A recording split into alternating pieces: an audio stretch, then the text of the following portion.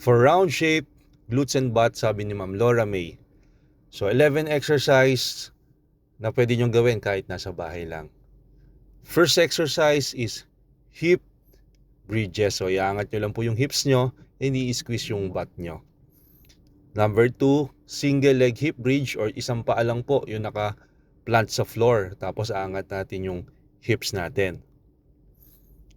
Number 3 is bridge marches. Okay, so parang nagma-march siya. Okay, nakataas lang po all the time yung hips natin. Number 2 is tabletop. So make sure i-stretch nyo ng onti yung wrist nyo ha, baka sumakit po. So iangat nyo lang po yung hips nyo. Next is reverse planking crunch. So make sure mag-stretch na wrist para di may injury.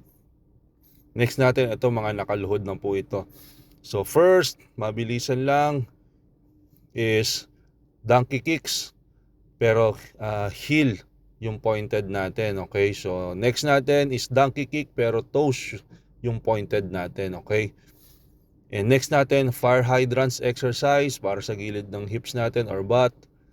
Next is straight leg lift, okay? Naka-squeeze lang all the time yung legs natin and butt.